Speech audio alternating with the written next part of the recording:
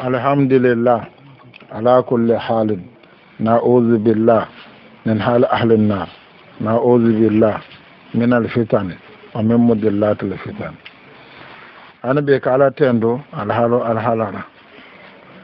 kala dani alhala nyimmalula anen ten konen tankola o kola kasala kilama menna boro problème o be jara o kola ka Gambia kondon tokun be sibito November be sibito September ala 11 2021 so da kunda baka ka Gambia be kondon benen president Adam Barrow anala mansa kunda defense minister and interior minister and then policy IG and then CID control and then banko be ko nanen katon tema Gambia sabat la na dinglo ke be kondon anen akacha Gambia nyen sanje fulo mo fasi ara jeba aha ya fasi atom Usman Jajulati ato ko national audit ya fasi lokan ya fa la bon kono asiara we molu dewde sai kodake nya arabalon yo do fa be karotil tan anen kilen araba tambila kiyanko do ani do fana barama muso do sa ngalla may danter lala ako mona kera nyimo fulo la ko auditor la mat amon courant aman sasa kibarol ya safi nyame including Watson Gambia ya nyepin kan palmari ma Johnson ma fana amro bas mel kan nyep mul ke la son ta dia ko ya akaba fa defend bawo sembo wata di siata de muroto ya so wala ya so aboita yelo bon kabala moma ma koy inata sike ya tentendi kan fin general hospital dame yalonko amanna baloji Usman da do kunyol ya sedi anyi nale ko molo me yalon ka intelligent la kilo diata la andung hard working man na fana mat andu ni ajube anya jube to bal na ko is full of hope and aspiration ay ngani jamal sur pour ka gambe banko doku bara felenten aminjio nata doya asio nata doya manke fenti fotile mbalia ani insecurity membe tamakanda banko kanjam amanke nyindamante alayin sunguto men jide ya to me ami sonkolti kabre kersere na andu law student mati University of the Gambia according to Watson Gambia ko last week sungul le natiro soko ne sino la wato men la bunda kati dunteka ye fengdol sunya butung ila fakati fa wala nyimbar musi anu tali aji nyama yanun kara according to ala conversation and Watson Gambia nyina fo gali ko akoyko they wanna kill me latam falal I feel the Gambia is no longer safe for anyone sila nyina karo be dame Gambia muntuma la be safe la ñin tilimbala me beke kam banko kay ñoo fani mbala feri ñoo so abe banna wati jumal bawo say defo na bunko nibije you are no longer safe in your own house woto silang ibe safe no la silo ka nyaadi la e kamel attack silo kan ikefa baye kana bunko ne kete attack bunko la sila ne ta attack silo kan bof mul bof la nyaadi la man sekunda mo ne la pour kaji ko ñin kana keno what is the government doing pour kaji ñi insecurity men na banko kam banko dingle safe ye kuila banko kan adia musi atabaki ngame sila nyenta jiber kala nyine bawo man sekunda wole ila hajo ki nyine tibe next election win na nyama banko dingle insecurity they don't care about that so kulo to me yanko gambe be nyenta jiber kala lal kibar fulo ñi ngamu tambe wala Watson Gambeti butu mala bunata law pino do je tala men fata men kete Ousmane ti mbe ala dan fasa so junbe kafarola sa so arjanna fanana anda tatla fanan sikisa bodulati ay badin fanan men to koma ta fota siyo men ala mala choka badin la butu mbala mul fanan be kontana police ya ke sabaro no munyo dem gambe be la sano ñu dem ben fon kontana stay tuned for more videos 360 plus amin qalu inna lillahi wa inna ilayhi raji'un Gambia be kumbo kande e ramol la fala so kono anin be do kan ñinen karabe men ñinen kaka ako fo ñinte dan naba so kono ke fa jembe do kan ke fa ke barama alama ala adam alama kana famu bulu mo kana famu bulu benen ko na foka ton Gambia na sabat la nen Gambia tan en jara be kuron be banko kan kumbo ma bo alama e bo sa en be nyinen karo filen na nyinen karo la kere fo nyente balaba fo janno wadu juma fana be men fala Gambia president Adam Barrow an man sa kunda tan ko bunda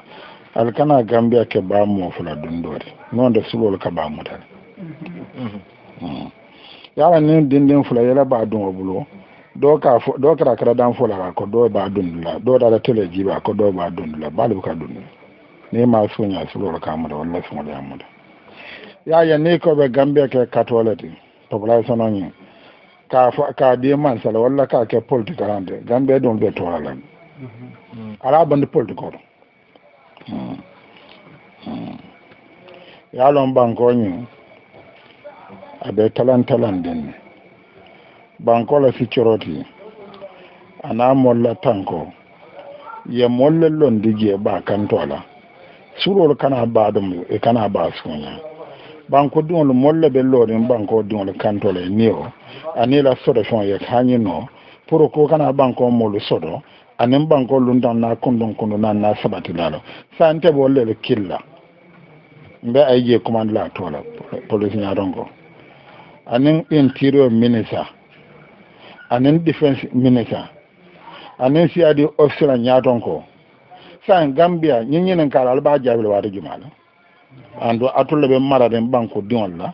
banko ni o kantola atulle ke balu ko dole kalu jo walla programme be dion le kan wana modol be jol da man tara walla do ko man ta politiko ko ite president to diyan leta to kuya do man president lo man parti lo man si lo wala ya lon jumal be banko kan alun tante adurende e man na fultiro man fuare lo e man salo man do balon e man kendelo man kuranto lo man kurun bedelo banko dion lo ana sabat la na lundan men ka tambe e be tala tankaren e tala security hanyi elano e kilen kata me faye mote boyle kayde muso mote boyle kayde koditio molle be lori wala nyim banko kan nan banko Gambia wala defense minister ani interior minister ani aje commander police keba molle be lori banko la kullo kiti ora nin kiskifiro mo kuron le ani mo fala le bire man mo fa ni mo fa ko wala enalde sain folte la do ko keba nyen ku yelo bank ñinen karone daniro lende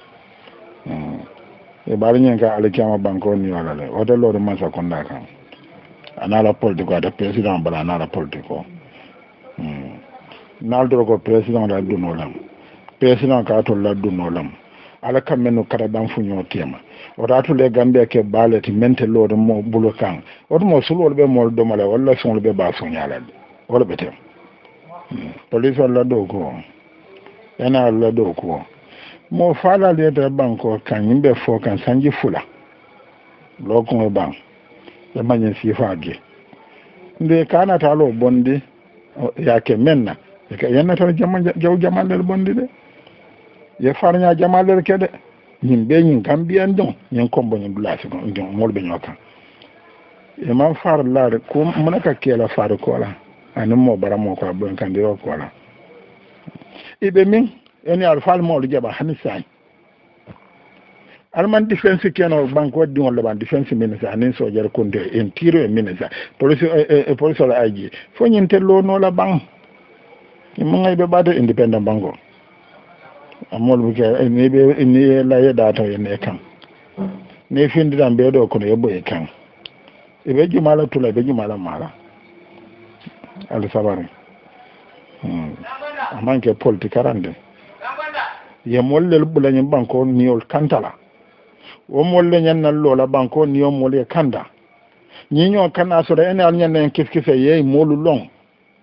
a keeruŋo kola yaalo ni e kilimata ñana tallon nal ye men muda nin jumañole ñin ka kiñadi banko kan walla loodula la mu ñinti ma hani malayka kundaro ma minna illa lahu maqamum ma'lum be ni la loodula lam si coroti nin tanko bunda amnesty e ni la loodula lamu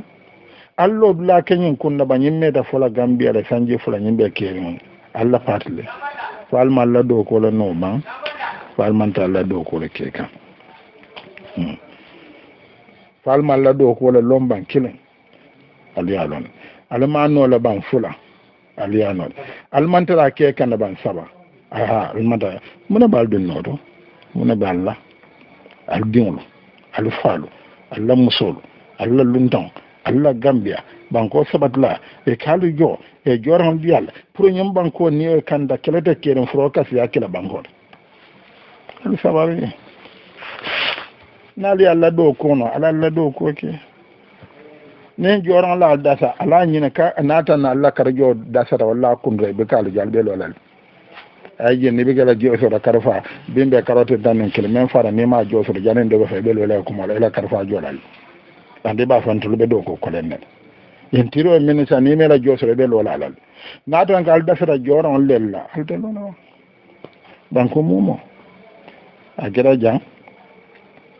joran la fiyo fatul la banko dasata wala nyimmen ka kilinke hana joran kilin fulasi banko wasa din don nen boro enen mende ko be de minna kolongo ya ka sama bile ko be de minna kolongo de nyo sa banke kolongo de be nen burba men fulo fudara kolongo ta do be sakiren sando poliye bala anen bora ka be tado mudala temmen ka abulo dara fo tado ko anen sembo men fudara kolongo ma fo mudano a jolanda kolongo afara men ba no onen boro muda na da so kono ko kar jolanda kolongo eta data da fada ba man ke monya sai furola molo ko to nyin dinna tila pousse a jolon kolongo o fana la molo ka ma pousse dinno ka jolanda fayen ka bira fulo alfa fulo bina kelle yalo fana ka ke kanyo pousse no la ba jan o manke o fana ka ke no ba manke biro wakira ba da ke ko mina fitna la man sa kunda boda seji jan doron enen joron ta da jano man ke mo be lon fende de parce que la sécurité da do la kullo do ko ron la mo e da ra kolon de joron ke kolon do me da ke hectare karana kolon abbi joron be na talo ban din no boro nyaa ibe kolon walen kan nyaame mo e nyaabe abo e boro nyaala e fura kolon de nyin do ka be julo mu da kanata nyaame fa julo nda kolon kono ma so ya be bon bire dolo commandé la offshore la alpha karafulo be e ayitandira e ole kilo bay ya lon ko dinno faado la amanke nyi dola nyi mol dun dañola wulo kono kediti do bun aya fa mo ma jala akon dama fa jam idara je ya muta ya ko so bide to la fa ndama fa idara kili keso je ya di ya kida karama fa ya bonde kili fa la be kido fa la nyama bulo ne fo be findira kew idara mu da be bo e kay to la ya fo yina talo itanda fanna ala mo fanya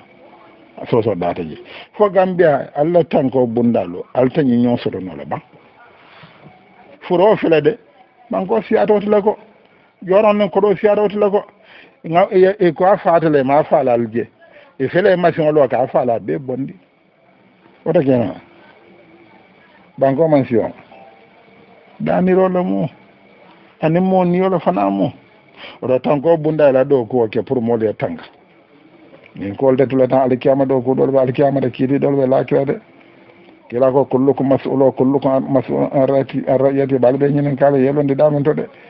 tanko bunda lo gambia ni e tanga a joron sula tala anen kenya sula da sura ta le mo kana mo le tanga e kala jomo le tango ko dol o ko la fula nya ko mo la ban adam baro en ko mo meta fula e ma je ko la fi ban ko kan manda do e bola nyina ke sula da wala molke ila fa men mara ne wal ka fe ko ma do president nyimme da fula le mela kuma kandi mo ege yamna fula tango bunda molde na mol ka fa do ngatu lebla mo kantar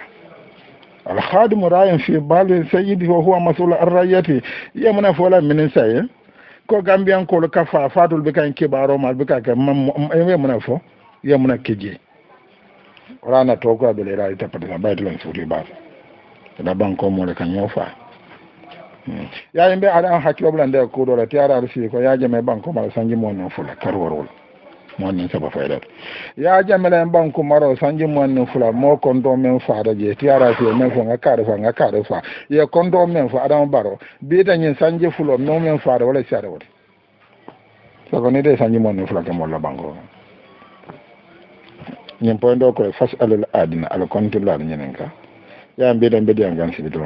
ana sibe tabla ni bi tema furo men kondo hura siara tan do la su dia bay ko e ko asra modo mo woro be faanya la man so do la ni borota yalo mo woro boda tan ko jelle to je sanse e mo fulal to fo jam mo se man so do sibi de ni sibi do na arabo tela do tele se jam ni sabare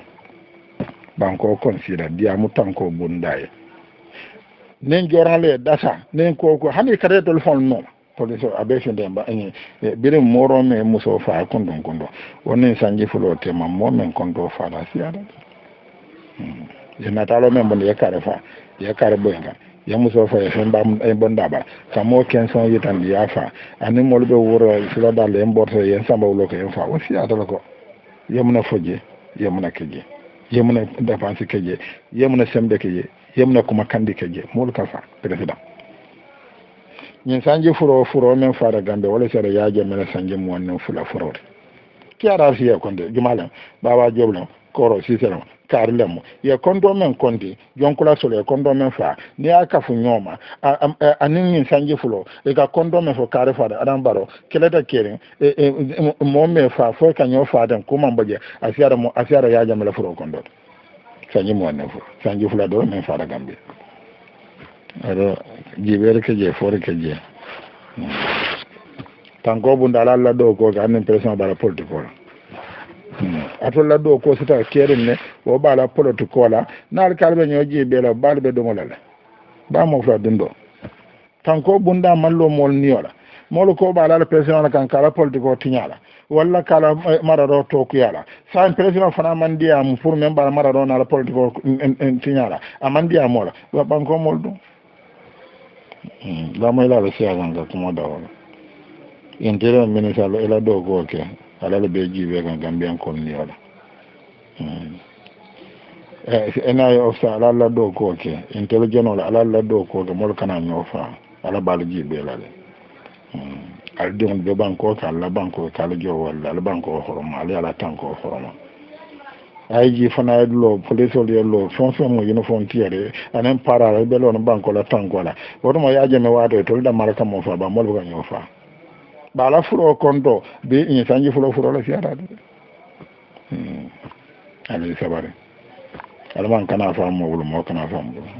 ka boko na kada kada sabada na lunda nan gambia tana alman yin nyofa na nyobar mo dan